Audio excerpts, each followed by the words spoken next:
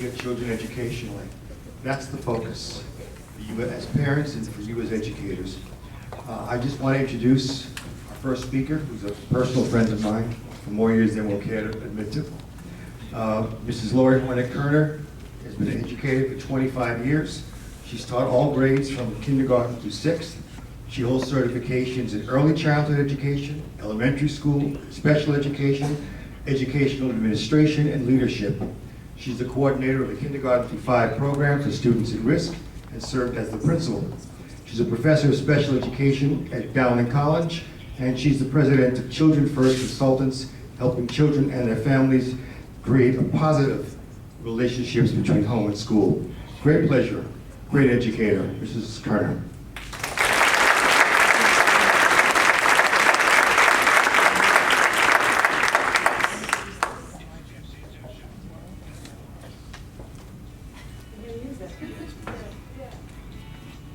That's interesting. A great way to start the night. Does anyone know where the music's coming from? I can speak over the music.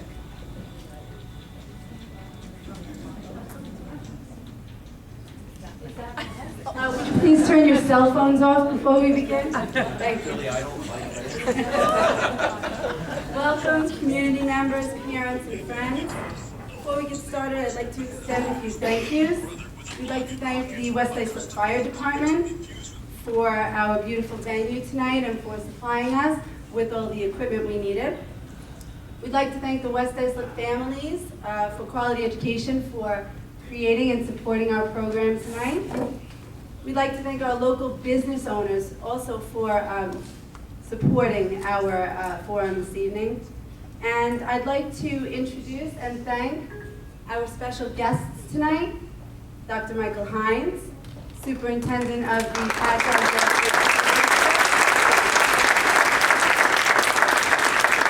You want to make a grand entrance, Mike? Dr. Joe Rella, Superintendent of the Mr. David Gamberg, Superintendent of the South Hold and Greenport District.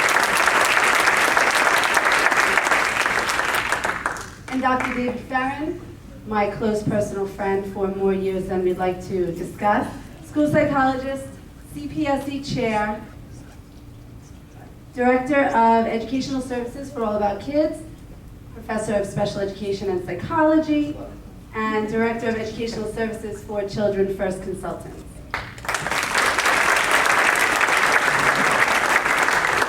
But most of all, I'd like to thank you, all of you, for being here tonight. There's been so much in education lately. My colleagues and I are honored and privileged to be able to share with you the facts behind what you've been hearing and reading in the news lately. It's easy to get caught up in the headlines that shade the education world as a black and white battlefield of who's for this and who's against that. And there's been a slew of contentious buzzwords which detract from the focal point of what's really important, which is your children. Some of the questions that have come to the forefront include Common Core, APPR, opting out in charter schools.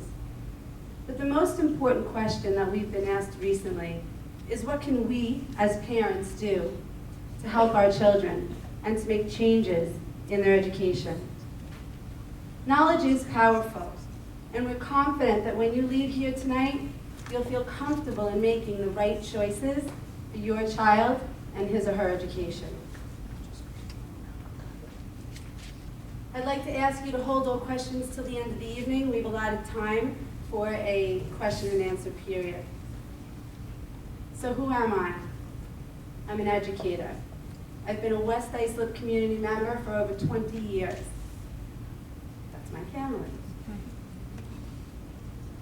I want to make a difference, and that's why tonight I'm here as a mom, to share with you the changes that have taken place over the years in education.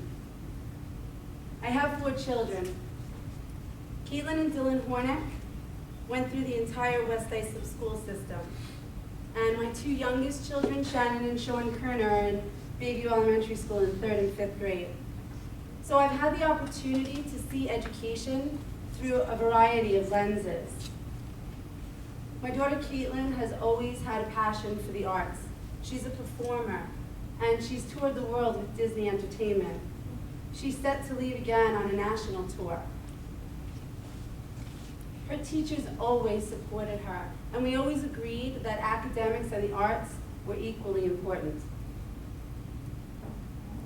Children learn from people they like, and so Caitlin was able to achieve academically as well. My son Dylan's in his first year at St. John's University on a full academic scholarship, and he's played the drums and baseball through his entire educational career from the time he was a little boy. And I share this with you not only because I'm a proud parent, as I'm sure all of you are as well, but to explain to you the differences in the educations that my children are receiving through no fault of their teachers. My oldest children had the opportunities to explore their interests and become involved in a variety of extracurricular activities. Parents ask me now, should I take my child out of soccer or dance or gymnastics because there's so much involved in their education? And my answer is always no. Children deserve a well-rounded education inside and out of the classroom. And when it comes to student learning, teachers are the most influential role models for their students. They're responsible for more than just academic enrichment. They connect with their students and reach them both inside and out of the classroom. They're committed to their students' well-being on a multitude of levels. My children's teachers supported them both inside and out of the classroom. They attended their performances on weekends and beyond Long Island. And I had the pleasure of watching them do that for so many of their students. That kind of dedication makes an everlasting impression on a child. It can never be measured, and it shouldn't. The dedication our teachers have for our children, many of which we as parents will never know, is what teaching is really about. So as our night unfolds, I'd like you to join me in thanking our West Islip teachers and all educators for supporting our children, regardless of the recent educational changes, and assisting us as parents in making our children the best people that they can be. So if you don't mind, a round of applause.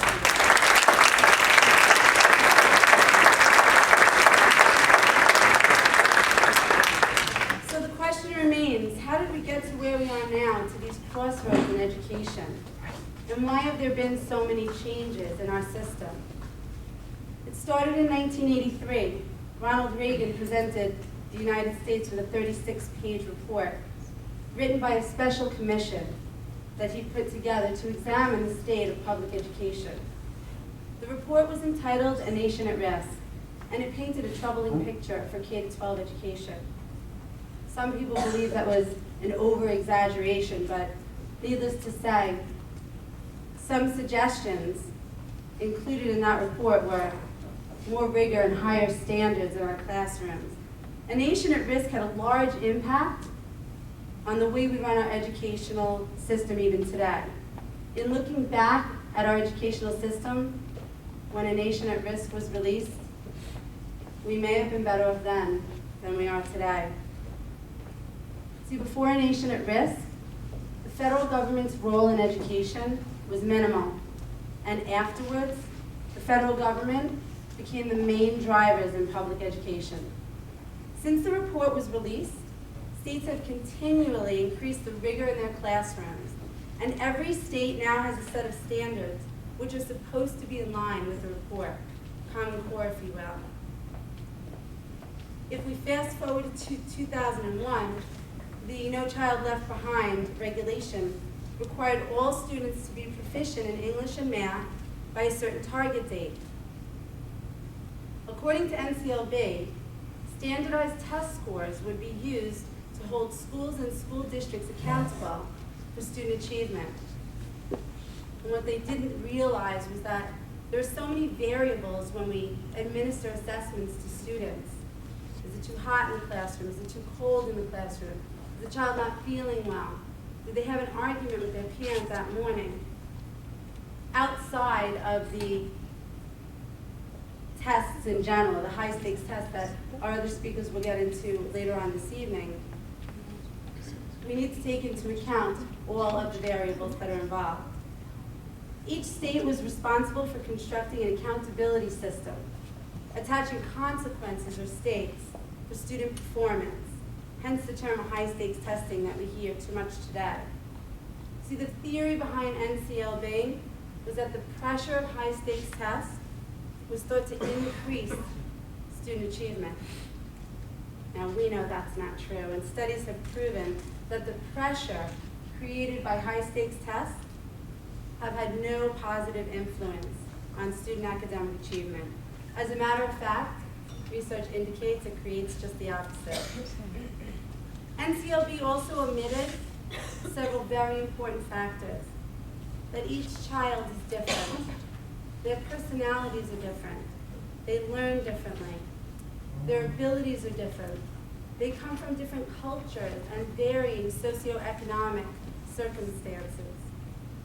So to require that all children be proficient in ELA and math by a certain target date while given a one-size-fits-all test was NCLB's first misguided effort. With the 2009 federal stimulus, our government poured $48 billion into education, including 2 high-profile competitions, Race to the Top and the School Improvement Grants Program. The 2 programs dangled billions of dollars for states, districts, and schools in exchange for certain changes in how schools operated, in particular, how teachers were treated. They also promised to withhold funds from schools whose students appeared to be not faring well. Now, does that make sense? The most money should be spent on students who need those resources in order to be successful in their environment. This is what our classrooms look like now. And although it may appear comical, it really isn't. It says, is this the test? For the test, to see if we're ready for the test. I came across a quote recently. It was anonymous, but it really resonated within me. It read, everybody is a genius. You like this one. But if you judge a fish by its ability to climb a tree, it will live its whole life believing it's stupid. This isn't what we want for our children. And unfortunately, this is where we are right now. We don't want to create a mindset of fixed growth for our young children. A friend of mine came over the other day and she said, Lori, my daughter just started middle school. She's a 6th grader. And she said, she always did really well in elementary school, and all of a sudden, they put her in remedial reading services. She said she doesn't want to go to school. She feels stupid. Her self-esteem is plummeting. And this is the situation that we have at hand because of situations like high-stakes testing. You see, assessment is necessary, but the word assessment is derived from the Latin root assidere, which means to sit beside. Assessment is something we do with children, not to them. We usually give children review sheets, and we determine what they don't understand so that we can teach them the way they learn. That's the goal of real education. We never kept tests under lock and key, and we never had to keep them hush-hush, where we weren't able to discuss them before, during, or after the test. That's not what quality assessment looks like. The most solid foundation of a quality education is to test what we've taught, not to teach for a test. Quality assessments are supposed to offer immediate feedback to the teacher so that they can determine the next steps in that child's instruction. Quality assessments should come in many forms: diagnostic, to determine what a child already knows; formative, to form their instruction; and summative, to see if they understood what was being taught. And quality assessments need to be aligned with how a child learns. If a child has a written expressive language problem, we're not going to ask him to write an essay to let us know what he understands.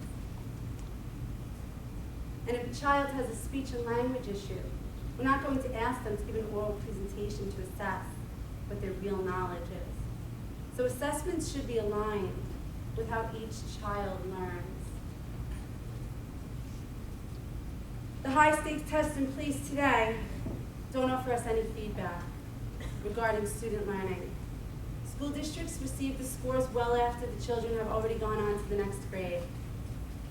Test questions are written well above children's cognitive abilities. I know this because we have trouble determining the right answers.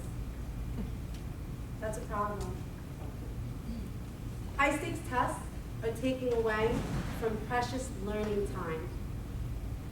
Since A Nation at Risk and NCLB, research has indicated to us that large numbers of students are leaving school knowing little or nothing about history, foreign language, literature, the arts, and geography.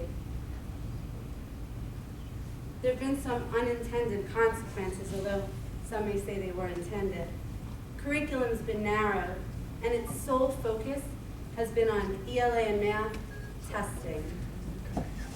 Through other courses of study, including the arts, children learn discipline, focus, and passion, which can never be measured through a standardized test. We're creating students whom are learning to bubble in what's considered to be the best answer, robots of information, rather than children who are filled with knowledge. How can we create children who want to continue on to higher education when they don't like going to school when they're 8, 9, or 10 years old? We have a low morale in our schools. We have a lack of a love of learning. We have depleted creativity, and there's no time for social studies or science in the elementary classroom anymore. What we need to do is make our schools the pride of our nation and community once again, where every child has the opportunity to flourish in every area of their lives, and to seek to explore higher education and the career path that may be right for them. NCLB and Race to the Top called for accountability to our students. Accountability has nothing to do with a test score.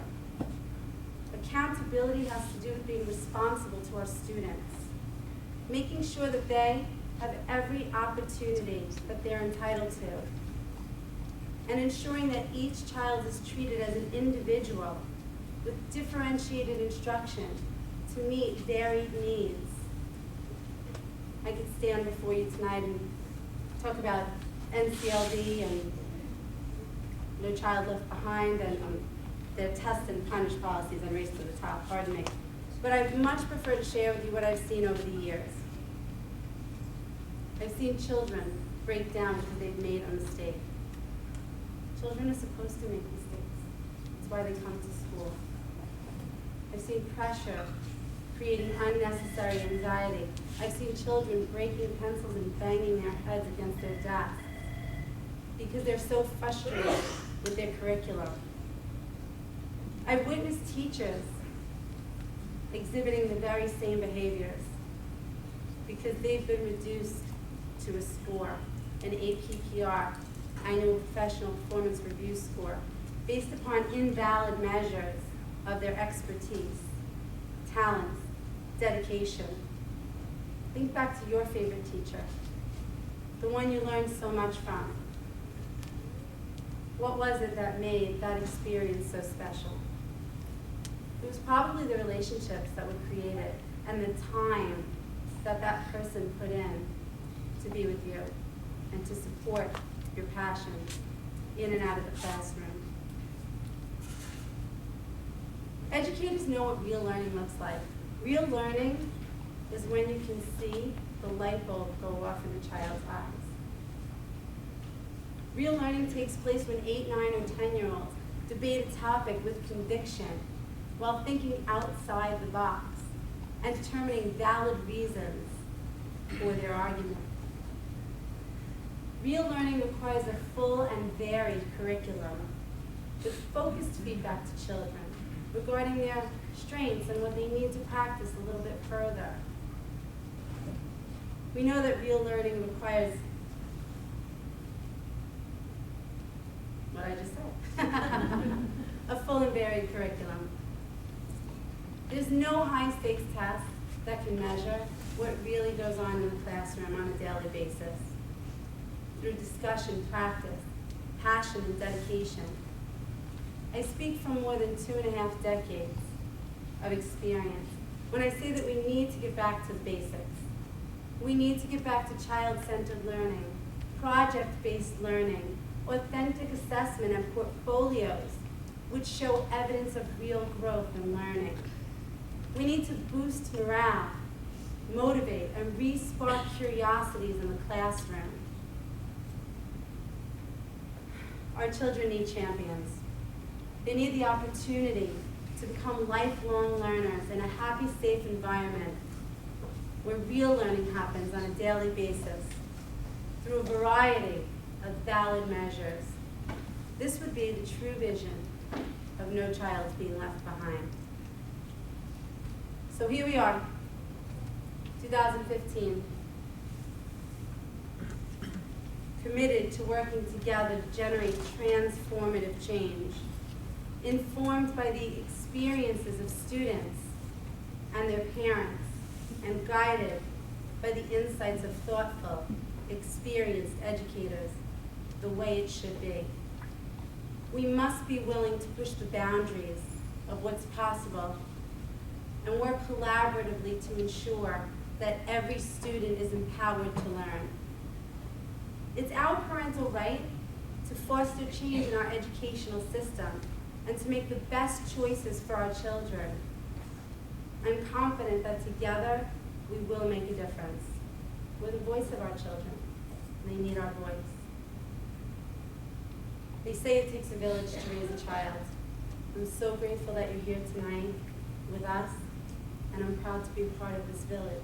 Thank you so much.